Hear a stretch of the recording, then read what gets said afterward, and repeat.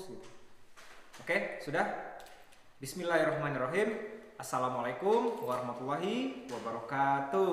Apa kabar anak-anak Ustadz semuanya kelas 6A, B, dan C?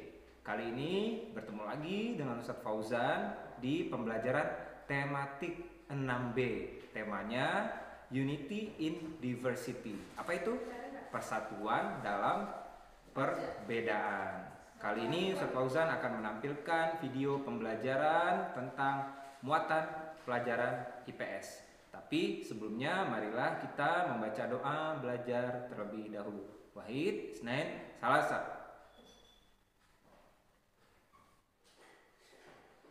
Ya, selesai.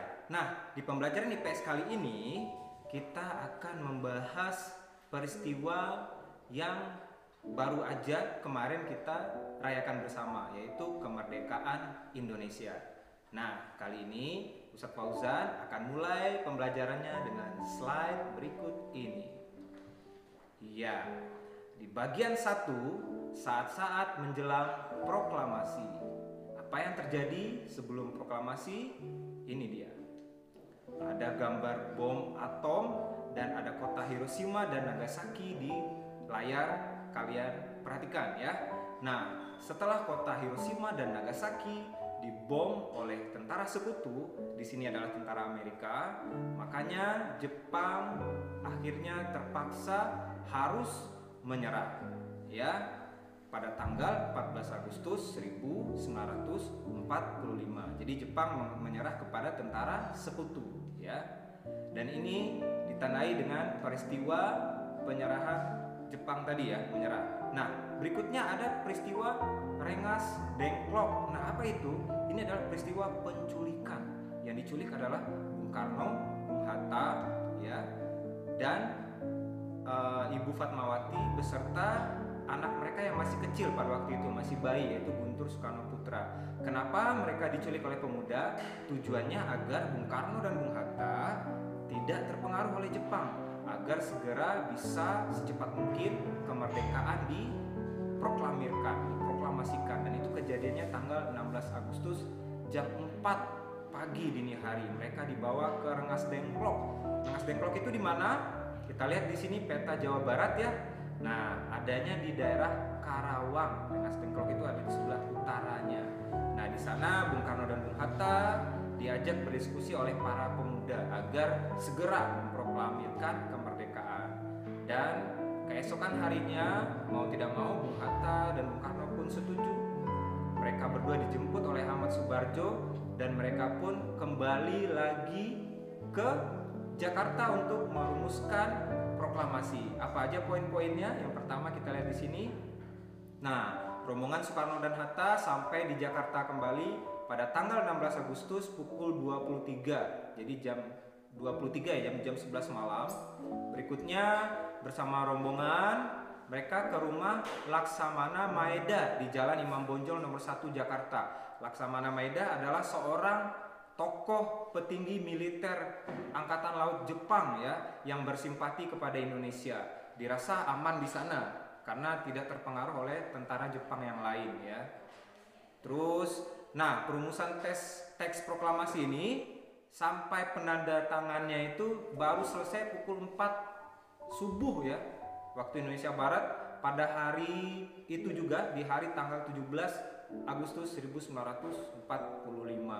Begitu ya. Jadi dia maraton ya, dari Rengas Dengklok ke Jakarta lagi. Nah, para pemuda selalu mendampingi Bung Karno dan Bung Hatta dalam perumusan teks proklamasi ini. Berikutnya, nah, mari kita lihat dan dengarkan bersama video berikut ini.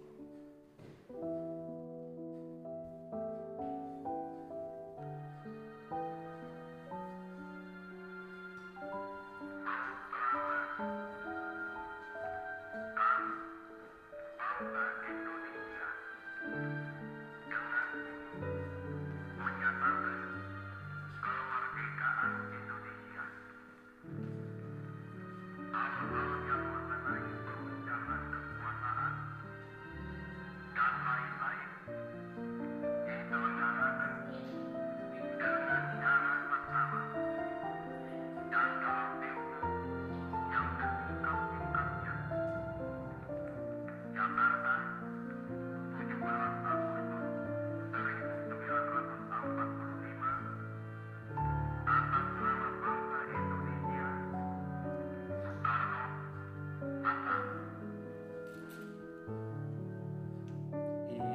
demikian ya, sangat luar biasa ya. Ustadz Fauzan merasa merinding ketika mendengarkannya.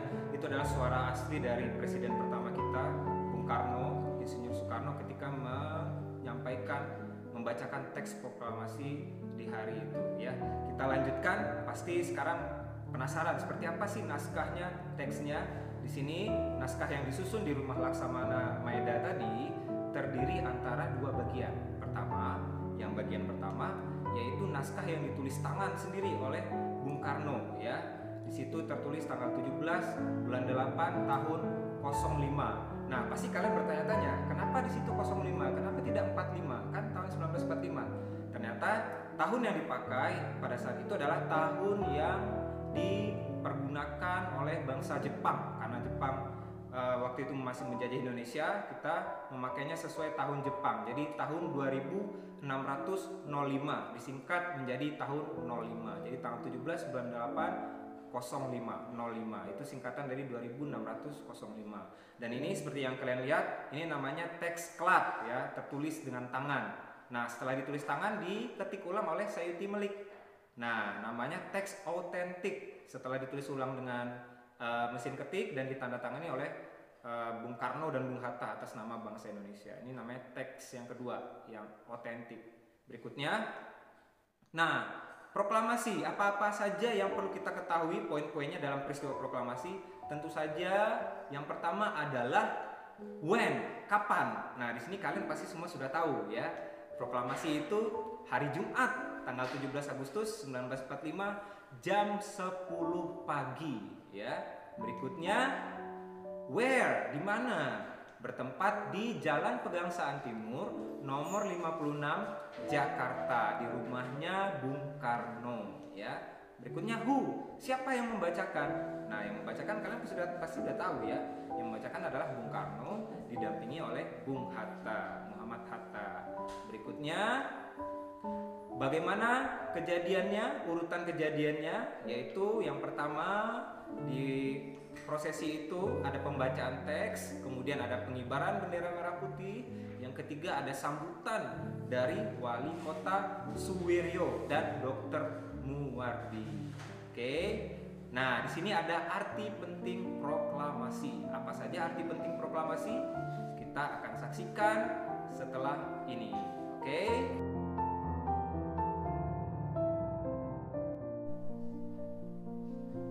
Ya, arti penting proklamasi ya tadi ya. Apa saja arti penting proklamasi? Yang pertama, proklamasi adalah puncak dari perjuangan bangsa kita melawan bangsa penjajah. Yang kedua adalah pernyataan bahwa Indonesia adalah negara yang sudah merdeka. Jadi sudah dengan ada proklamasi itu tandanya Indonesia sudah merdeka, tidak terjajah lagi. Terus yang ketiga, menaikkan martabat bangsa kita. Martabat kita jadi lebih tinggi. Dulunya bangsa terjajah, sekarang bangsa yang bebas dan merdeka. Kemudian ini sebagai permulaan perjuangan sebagai bangsa yang baru, sebagai bangsa yang lepas dari belenggu penjajahan asing. Terus berikutnya, nah ini tadi lepasnya bangsa Indonesia dari belenggu penjajah asing. Itu tandanya ya, arti penting proklamasi bagi bangsa kita.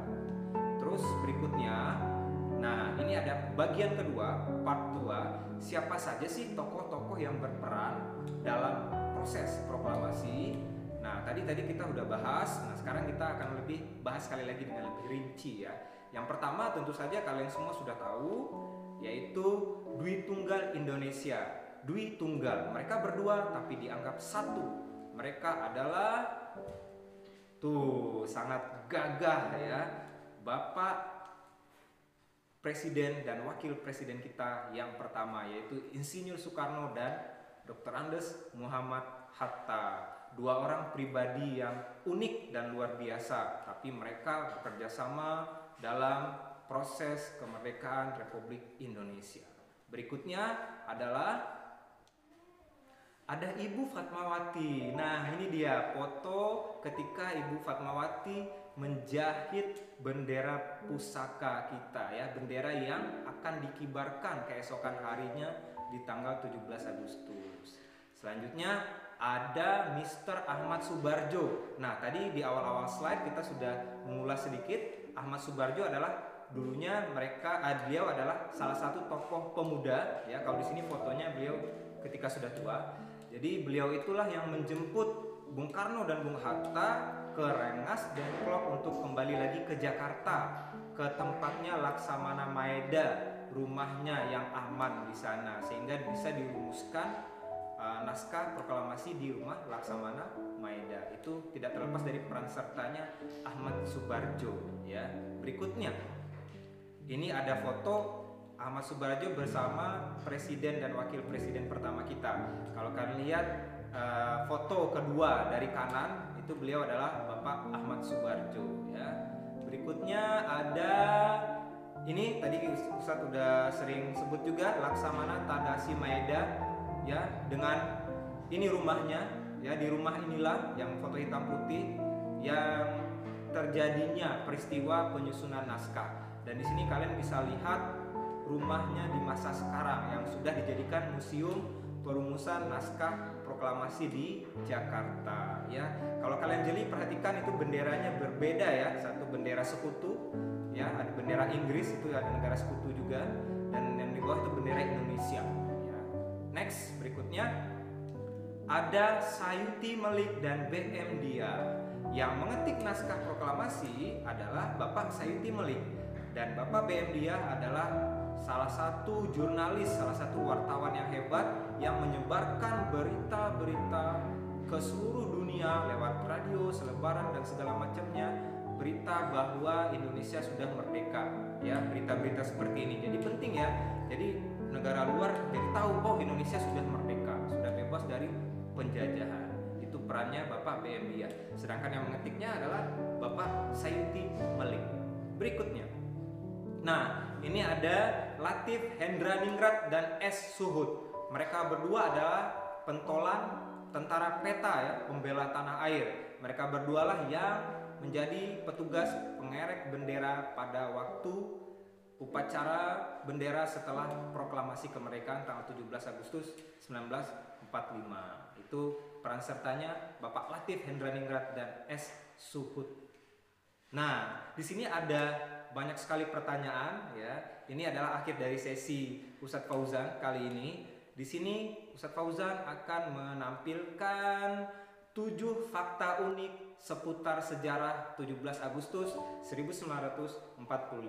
Apa saja faktanya? Nah, ini biasanya kita jarang ya kita temukan di buku-buku kita. Jadi yang pertama, kedua, dan ketiga adalah Soekarno menetapkan tanggal 17 Agustus sebagai hari proklamasi Indonesia atas pertimbangan mistis. Katanya 17 itu angka yang bagus, angka yang baik ya. Tapi kalau kita sih sebagai orang Islam ya, umat Islam, hebatnya 17 Agustus itu adalah bertepatan dengan bulan puasa ya, hari puasa. Pada waktu itu Bung Hatta masih berpuasa ya, yang lainnya masih berpuasa kecuali Bung Karno. Kenapa Bung Karno tidak? Karena yang alasan yang kedua, saat memproklamirkan kemerdekaan, Bung Karno sedang sakit karena terserang penyakit malaria tertiana, menggigil. Sakit dikarenakan juga karena begadang ya, begadang dari tanggal 16, 17 malam ya, sampai pagi harinya membacakan proklamasi. Jadi beliau dalam keadaan sakit, tapi harus tetap gagah dalam membacakan proklamasi. Terus fakta unik yang ketiga adalah upacara proklamasi kemerdekaan dibuat sangat sederhana. Jangan kalian bayangkan seperti proses upacara di istana sekarang ya. Jadi sangat sederhana ya. Upacaranya itu tidak pakai protokol, tidak pakai korps, tidak pakai konduktor musik ya, dan lain-lain sebagainya. Seperti biasa ya, biasa saja dan sangat sederhana. Itu dia fakta yang ketiga. Fakta yang keempat dan kelima. Yang keempat, Bung Hatta terpaksa berbohong demi proklamasi. Jadi pada waktu itu adalah Bung Karno ya membiarkan Bung Hatta untuk menerima bantuan senjata dari Jawaharlal Nehru, Perdana Menteri India pada waktu itu.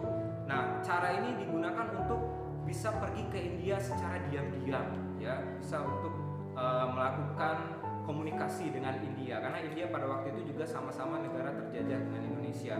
Terus yang fakta kelima, bendera pusaka dibuat dari kain tukang soto ya. Jadi jangan salah, kainnya dari kain tukang soto dan warna putihnya dari spray. Itulah yang dijahit oleh Ibu Fatmawati. Nah, fakta yang keenam, negatif filmnya diumpetin di bawah pohon ya sama salah seorang tokoh pemuda Indonesia, yaitu Franz Mundur ya, biar tidak bisa diambil Jepang, karena itu bukti yang sangat otentik ya, sebagai bukti Indonesia merdeka kan, ada bukti proklamasi. Terus yang ketujuh, naskah yang asli itu bahkan sempat terbuang di tempat sampah rumahnya Laksamana Maeda, diselamatkan oleh BM Diah selama puluhan tahun. Tahun 92 baru diserahkan kepada Presiden Soeharto pada waktu itu ya. Jadi yang seperti yang kita lihat itu sudah diamankan ya di tempat sampah, makanya kertasnya agak kelihatan lecek ya, untungnya bisa diamankan. Nah itu dia, sekian dari Ustadz Fauzan, sampai jumpa lagi di video-video berikutnya. Banggalah menjadi bangsa Indonesia, karena kalian, kita semua adalah keturunan para pahlawan yang gagah berani membela bangsa. Semoga lebih rajin lagi belajarnya ya, jangan kalah semangat dengan pahlawan kita. Wassalamualaikum warahmatullahi wabarakatuh.